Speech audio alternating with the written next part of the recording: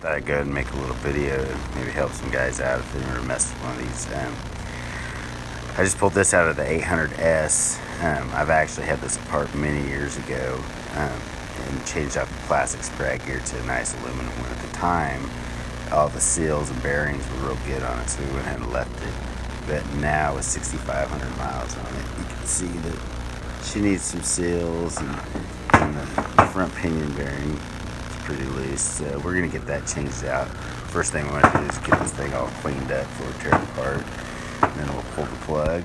So after cleaning her up real good, we're going to go ahead and get an 8mm and take this drain plug out right here, and then I'm going to put it in the drain pan and let it sit for a while. This is what the plug looks like coming out. As you can see, it's kind of got a browny, milky color on top there. Obviously, it's been getting a little bit of water in the case. These are magnetic drain plugs, so and you're going to fill them. Listen to it and see it's pretty normal wear there. Nothing major. The black oil there was some oil that was already in this, but you can kind of see what the fluid's looking like coming out of this thing. It's pretty nasty. Definitely. Okay, now that we got the case all drained out, it's good. And get you a T30, and I would bust these loose by hand first, and then we'll go ahead and get these taken out.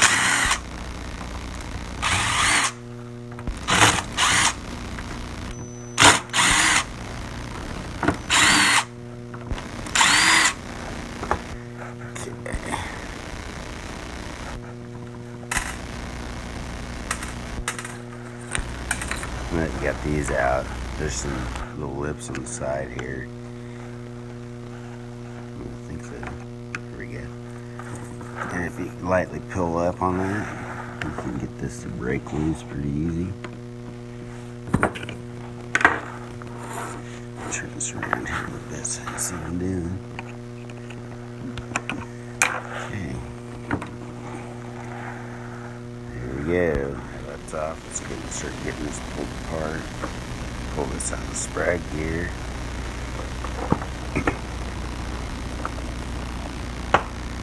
We got to pull the ring gear out. That's your sprag gear right there. Now we'll go and pull this one out. Now let's move over to this. We'll get the pinion out here, take this out, and we'll get it. Now that I got all these parts initially cleaned up, now's a good time to inspect your parts and make sure there's nothing that you absolutely have to replace. You can go ahead and get the seals popped out with a screwdriver. I mean, they're super easy to come out. Okay, and then like on your pinion gear, something to look at here is where your seal rides. Sometimes I get a groove in there, and then so when you put the new seal on it, it won't seal very good. This one's got a little bit of groove, but I'm just going to take and clean it up with some real fine emery cloth, and maybe put it in the lathe and clean it that way. Just real lightly. You don't want to remove a lot of material. Same with your sprag rollers. These got a little bit of surface rust on them. Make sure they're still nice and round. But as long as that's good, go ahead and clean them up on the wire wheel, and they'll be fine. On your sprag gear, this is an aftermarket one. Like I said, the stock ones are like plastic material and they're junk. They always break. Go through and check all these springs in here. Make sure all that looks good. Another thing you might want to do is check your splines. Make sure there's not crazy excessive wear when you need to replace. But if you're going to run your same ones, that wouldn't hurt to get through real good with a wire brush and get all that stuff cleaned out. As much of that rust as you can. This is the centerpiece that holds them together inside. I usually hit these with the wire wheel, clean that up a little bit. I hit that spot just a little bit. It's all you need. Then on your ring gear, where your sprag rollers go, you can see I have some rust in there, and it's a little dirty. So I'll go ahead and do the same. Take a wire brush and get that cleaned up real good. Now that I got all my parts cleaned up good and inspected everything. The gears look good enough. On the pinion, they'll be fine. Same with the ring. We'll get these axle hub bearings pulled off. Same with the pinion bearings.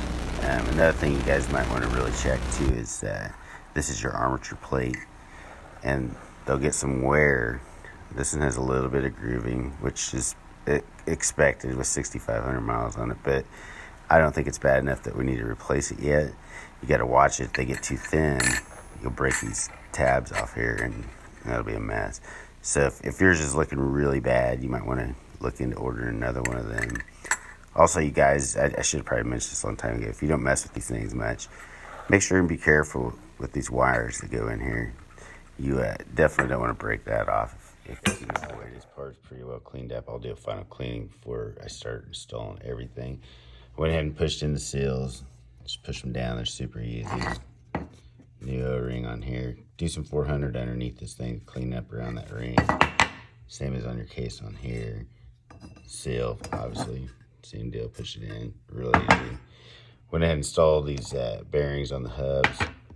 This nylon bushing has a round side and flat side on the inside. Make sure you put that on the way it goes. Sprag, ring gears, cleaned up, ready to go. I went ahead and put the bearings on this pinion. These are different than what I had before. If you've seen the videos before, you'd see that I had this setup, which is factory comes with this little spacer.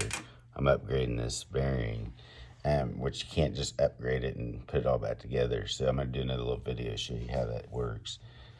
Sprag rollers are cleaned up, so let's get this thing final clean. Okay, since I got everything ready to go, the first thing I'm gonna do is start installing the sprag gear, which I'm gonna take a couple rollers and stick them in, push them down against the spring, and then I'm gonna put them in here and line them up with the grooves, and that'll hold it in place for you. So when you install these, you're basically gonna be walking this thing around.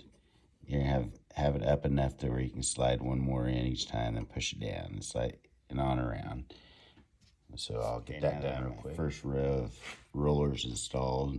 I'm just gonna slide this down in here until I get there, and the second row is in, and we'll just slide this down until it's flush.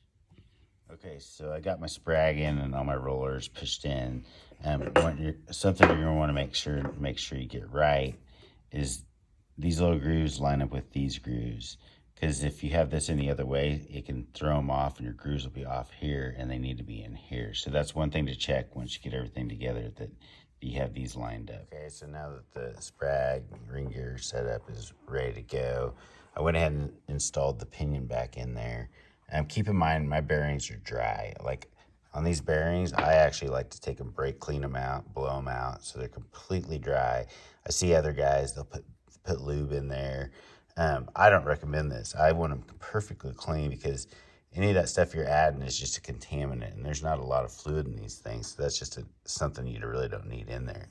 Once you put everything back together, we'll seal this thing up, fill it full of fluid, and then we can just roll this thing all around and lubricate all the surfaces with the actual fluid that it's made to have. And ideally, use some lubricant is that on your hubs, put a little around there, obviously on its seals themselves.